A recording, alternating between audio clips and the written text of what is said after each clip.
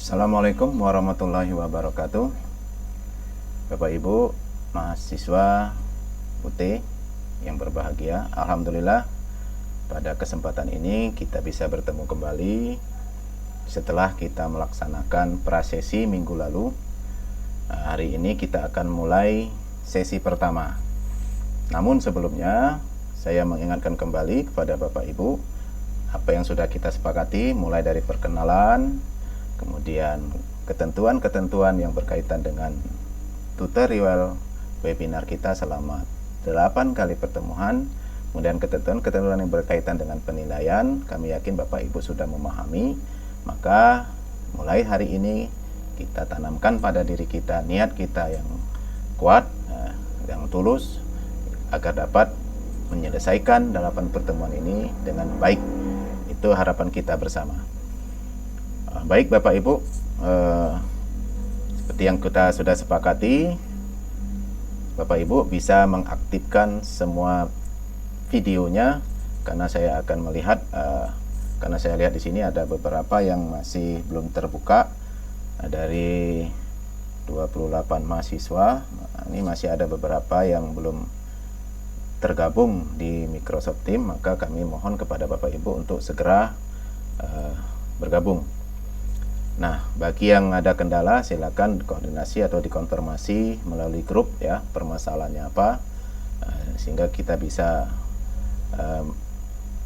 mengetahui apa permasalahan yang Bapak Ibu hadapi. Kami memaklumi karena ini kita berkaitan dengan sinyal ya, kemudian listrik dan sebagainya ya. Oke, alhamdulillah. Kalau yang tidak bisa aktif tolong di raise hand ya, atau angkat tangan ya, karena saya mau melihat keaktifan Bapak Ibu di web ini ya. Ya, alhamdulillah. Silakan Bapak Ibu perhatikan bahwa kita sudah sepakati. Saya melihat ada Pak Andi ini masih memakai kaos oblong. Nah, kita sudah sepakat kemarin, mungkin dia tidak atau belum mendengar, atau mungkin tidak fokus pada waktu prasesi kemarin ya. Salah satu yang menentukan di sini adalah penampilan Bapak Ibu ya. Jadi kita sangat mulai dari bagaimana sikap, perilaku ya, termasuk penampilan Bapak Ibu, cara berpakaian ya. Kenapa? Kita belajar memang sebagai seorang guru itu menjadi panutan ya. Jadi jangan sampai kita bisa memberikan nasihat ternyata kita tidak melaksanakannya. Nah, saya mohon ya, pakaian memang harus ya, kita pakai kemeja untuk yang laki-laki ya, pakai kerah bajunya, rambutnya rapi ya, tidak boleh gondrong atau disisir dengan rapi, paling tidak melalui kamera saya dapat lihat ya Bapak Ibu. Kemudian yang ibu-ibunya juga usahakan yang muslim ya, mungkin pakai hijab ya, kalau tidak ya rambutnya disisir rapi ya, diikat, jangan sampai berurai atau tergurai ya. Oke Bapak Ibu, terima kasih telah mengaktifkan videonya. Nah, seperti yang kita lakukan di awal, kita sudah membagi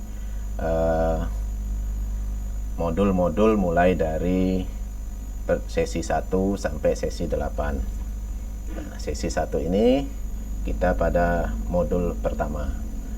Nah, di modul pertama Bapak Ibu ya, ini sangat berkaitan dengan apa yang sudah saya sampaikan di awal, bahwa kita harus di pelajaran PKN ini mewujudkan bagaimana seorang anak yang kita didik nanti itu akan menjadi warga negara yang baik ya. Dalam warga negara yang baik ini banyak ya, sebagai tanda kutip ya, di situ berkaitan dengan kehidupan kita sehari-hari. Nah, sebelum kita ke materi ya, saya akan menyampaikan dulu bahwa seakan Bapak Ibu telah membaca modul ya. Untuk modul Bapak Ibu ya, saya yakin Bapak Ibu sudah dibagikan semua. Kemarin saya sudah minta Bapak Ibu semuanya sudah membaca modul. Kalaupun tidak, Bapak Ibu bisa mengunjungi yang namanya ruang baca virtual ya. Di sini Bapak Ibu bisa lihat, atau di perpustakaan UT-nya di sini ya. Kita bisa mencari mata kuliah kita apa ya di ruang baca virtual ini ya. Nah, setelah itu kita bisa buka bukunya. Nah, di buku ini ya sama seperti kita buka buku pada umumnya ya. Di sini semuanya sudah tersedia. Jadi makanya kita tinggal baca kalau memang Bapak Ibu tidak belum menerima buku modulnya ya. Tapi saya yakin ya semuanya sudah ya. Nah, Bapak Ibu bisa baca apa kegiatan kita untuk pertemuan pertama. Nah, cara membaca cepat seperti yang sudah kita sampaikan pada prasesi ya, dimana di situ semua mulai dari belajar mandiri, pelajaran jarak jauh ya, PJJ kita ya, dasar landasannya. Nah, sama seperti yang sudah saya pernah jelaskan ya, bahwa memang kalau kita membaca novel itu lebih tertarik, atau membaca komik itu, atau membaca koran ya. Nah, itu usahakan pertama kita tanamkan pada diri kita untuk bisa atau memberikan rasa senang atau ketertarikan kita terhadap modul kita ini ya. Nah, baca yang sesuai dengan kata kuncinya saja yang kita ambil ya. Secara tidak usah kita harus hafal, tapi kita baca saja secara cepat, sepintas ya. Insya Allah ya, dari apa yang kita baca ini dapat paling tidak ada yang ada melekat pada ingatan kita. Baik Bapak Ibu ya, dari sesi 1 ini ya, kita akan mempelajari tentang hakikat, fungsi, dan tujuan PKN di SD ya. Nah, apa yang harus Bapak Ibu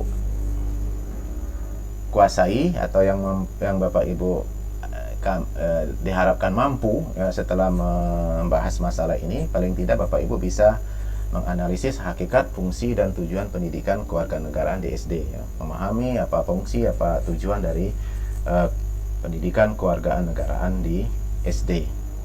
Nah, untuk menuju itu kita melalui beberapa pembahasan ya, mulai dari apa hakikat, fungsi, dan tujuan PKN di SD itu, sampai ke tuntutan pedagogis PKN di SD.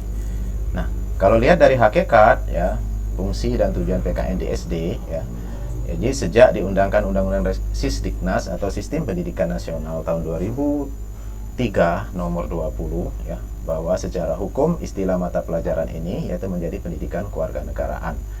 Nah, nanti kita akan mengetahui bagaimana perjalanan sejarahnya, sehingga pendidikan kewarganegaraan ini seperti yang sudah ditetapkan sekarang ini. Ini kalau di sejarah ini mengalami beberapa kali perubahan-perubahan yang berkaitan dengan kurikulum yang berlaku pada saat itu. Apa ruang lingkup PKN di SD? Nah, berdasarkan Undang-Undang Dasar 45 atau dari Pancasila dan Undang-Undang 45, ya, mata pelajaran ini merupakan mata pelajaran yang memfokuskan pada pembentukan warga negara yang memahami dan mampu melaksanakan hak-hak dan kewajibannya untuk menjadi warga negara Indonesia yang cerdas, terampil, dan berkarakter seperti yang diamanatkan oleh Pancasila dan Undang-Undang Dasar tahun 1945. Nah, kita lihat di sini bagaimana ruang lingkup PKN SD. Beban kita sebagai seorang guru cukup berat, khususnya guru PKN. Karena di sini bagaimana kita, walaupun memang seluruh mata pelajaran itu menginginkan anak-anak atau siswanya menjadi warga negara yang baik ya. Di sini adalah warga negara yang cerdas, terampil, dan berkarakter. Kita bisa memahami bagaimana perilaku, pergeseran nilai yang terjadi pada saat ini. Nah, ini tanggung jawab kita Bapak Ibu, terutama guru PKN ya. Ini berat sekali memang. Saya merasakan bagaimana perilaku anak, memang kita tidak menyalahi karena memang masa itu selalu berubah-ubah dari zaman ke zaman. Mungkin karena sekarang ini zaman teknologi, banyak sekali pengaruh-pengaruh luar yang masuk, dan ini sedikit banyak sangat mempengaruhi pergeseran nilai-nilai kepribadian bangsa yang kita miliki, yang kita pegang teguh, yang merupakan warisan dari para leluhur kita, para nenek moyang kita yang memang terbukti kebenarannya. Nah, di sini sekali lagi ya, kita sebagai seorang guru memang perlu menerapkannya pertama kali, sehingga ini menjadi contoh kepada anak didik kita bagaimana menjadi warga negara Indonesia yang cerdas, terampil, dan berkarakter itu.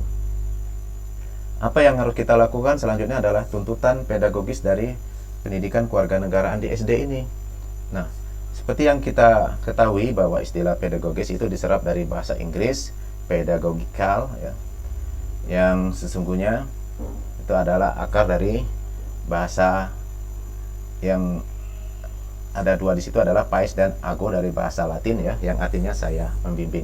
Bagaimana seni kita dalam memberikan ilmu pengetahuan, bagaimana cara kita memberikan pembelajaran, bagaimana cara kita memberikan pembelajaran itu menggunakan berkaitan dengan media pembelajaran ya, kemudian bagaimana model pembelajaran yang harus kita lakukan sehingga ilmu atau materi yang kita sampaikan itu dapat diterima oleh siswa kita. Nah, selanjutnya ya, kita agak cepatkan sedikit ya. Kita mulai dari apa itu hakikat pendidikan kewarganegaraan. Nah, seperti yang sudah disampaikan di awal ya, di sini kita akan menjelaskan bagaimana sejarahnya dari mata pelajaran tersebut dari waktu ke waktu sejak lahir kurikulum itu tahun 1946 ya, dari awal kemerdekaan sampai saat ini ya. Di era reformasi, era digital ya, zaman digital saat ini ya. Kita mulai dari kurikulum 46, 57 dan 61. Nah, di kurikulum ini itu belum dikenal adanya mata pelajaran PKN ya Bapak Ibu ya. Tidak ada waktu itu ada pelajaran PKN. Nah, dari dalam kurikulum 46 sampai 57 materi tersebut itu hanya dikemas dalam mata pelajaran pengetahuan umum kalau di SD dan tata negara kalau di SMP dan SMA. Nah, sejak kurikulum tahun 68 baru ada dikenal mata pelajaran pendidikan kewargaan negara. Ingat ya, bukan kewarganegaraan, tapi di sini adalah pendidikan kewargaan negara. Itu sudah dikenal kurikulum tahun 68 ini ya. Nah, di SD di kurikulum itu sudah mempelajari tentang sejarah Indonesia, geografi, dan civic yang berkaitan dengan kewargaan negara, yang artinya sebagai pengetahuan kewarganegaraan, kewargaan negara ya. Kemudian di SMP itu sudah mempelajari tentang sejarah Indonesia dan tata negara, ini pelajaran kewarganegaraannya. Sementara di SMA materi PKN ini lebih banyak berisikan materi tentang Undang-Undang Dasar tahun 1945. Kemudian di SPG, Sekolah Pendidikan Guru tahun 69, itu di PKN itu tentang sejarah Indonesia, Undang-Undang Dasar, masyarakat, dan hak asasi manusia. Bagaimana Bapak Ibu? Bisa dipahami ini baru dari awal ya, bagaimana kita mengenali pembelajaran kita, yaitu tentang pendidikan kewarganegaraan. Sudah paham ya? Oke, sebelum kita lanjutkan, mungkin saya perlu memberikan penekanan di sini berbentuk pertanyaan. Silakan Bapak Ibu yang sudah bisa mengetahui apa beda kewargaan negara dengan kewarganegaraan. Silakan Bapak Ibu.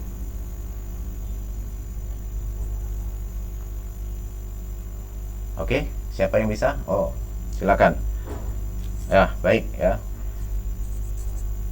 Nah, yang lain silakan di mute ya soundnya.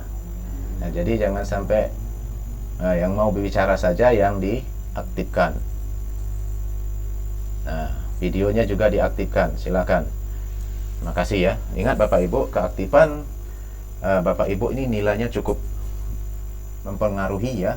Karena semua ada catatannya ya, siapa yang bertanya, siapa yang menjawab, itu keaktifan itu nilainya cukup mempengaruhi kegiatan web kita ya, dari awal sampai akhir nanti. Baik Bapak Ibu, silakan nanti setelah pembelajaran ya, silakan nanti baca lagi bukunya, kerjakan tugas-tugas yang ada di dalam modul ya berkaitan dengan materi ini. Kemudian jangan dilihat kuncinya ya. Bapak Ibu bisa mengerjakan itu bagaimana, sejauh mana pemahaman Ibu terhadap materi yang sudah diberikan. Terima kasih Bapak Ibu. Kita lanjutkan nanti minggu depan. Mudah-mudahan tidak ada halangan apapun ya. Tetap semangat ya.